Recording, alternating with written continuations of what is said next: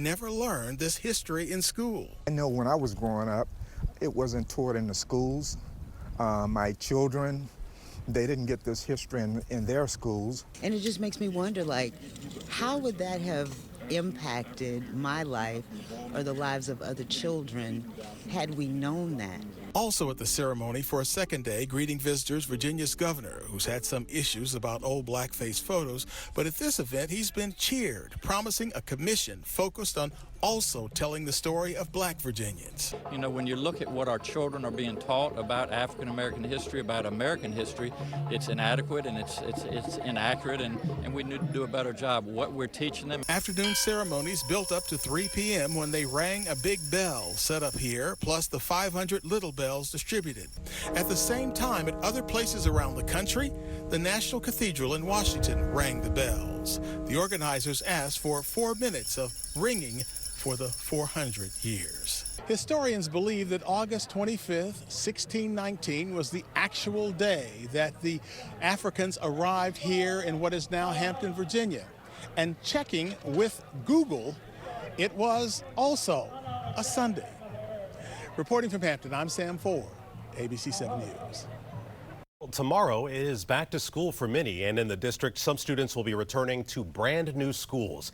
Mayor Muriel Bowser officially opened the newly modernized Calvin Coolidge High School and the new Ida B. Wells Middle School in Northwest. Students there will now have state-of-the-art technology and classrooms. And Good Morning Washington is on the road as kids head back to class. Tomorrow morning, we'll be live at schools in D.C., Prince William, and Fairfax counties. Tune in starting at 4:25. And Brian, I heard word on the streets that you're very excited about Fairfax County going back to school for some reason. Maybe because my kids are going back to school. Is that what it is? Okay, and, I knew it was something. I mean, I'm inside, I'm crying, Carl. Yes, me too. But on the outside, I'm showing excitement. Because my little guy's going back to the same district tomorrow. That's good stuff, right? So they're going back, getting back in the routine, It's time. back to a little system. It's good. And not a bad day to do it, right? No, we'll have a few more clouds. It'll be cool like today. And I can't rule out a stray sprinkler shower, but nothing severe, no humidity, nothing crazy. All right, take a look outside. I want to show you these different vantage points from our cameras all across the area. You can always check out our cameras by heading to our website, WJLA.com/weather, and click on the weather cam section. We've got great cams all across the DMV. But from the Watergate Hotel, looking down the river, you can see some sunshine. Is that sun getting lower in the horizon? That sun setting earlier and earlier each afternoon. Meanwhile, from Northwest D.C., you're seeing some of those scattered clouds that have developed out there. 78 in the city right now. We did get to 80 degrees earlier this afternoon. Upper Marlboro, not checking in right now. 77 in Annapolis, 79 Quantico, Manassas 78, 77 Leesburg.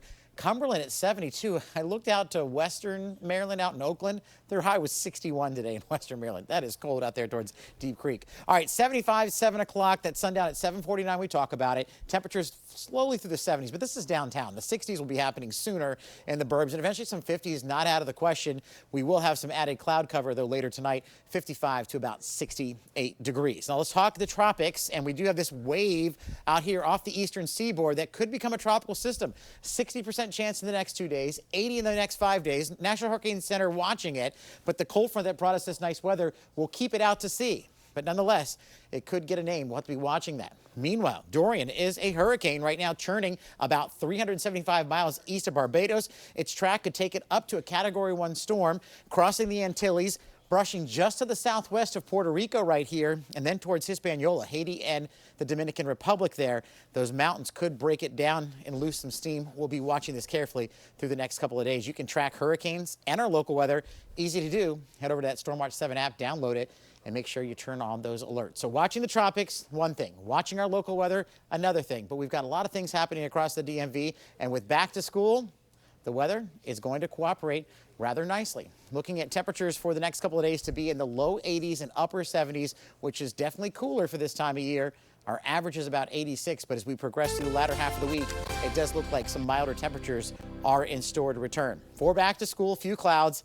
I don't think you need lots of raincoats or slickers. We've got a 20% chance of a sprinkle or two. Nothing widespread. For Tuesday, 81. Maybe a shower or two once again in the afternoon. Wednesday, our best chance of showers and storms throughout the week.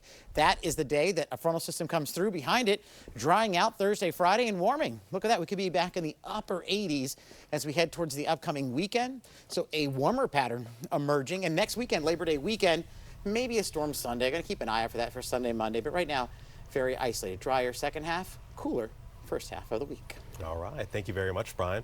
And we're turning to sports now. We had some college football yesterday, and now we're getting so close to the NFL season, right? Yeah, and everybody was talking about that Redskins quarterback competition all training camp. Well, my friends, the competition is officially over, and the waiting is over for Redskins fans. Case Keenum will be the Redskins starting quarterback in Week 1 against the Eagles. We'll have your Burgundy and Gold report next in sports. Stay with us. Aladdin Carpet and Floors. Upgrade your home and get interest-free financing for 12 months on carpet, hardwood, tile, luxury vinyl, laminate, and more. ALADDIN, AladdinCarpet.com. You're a person, not a credit score, but sometimes your score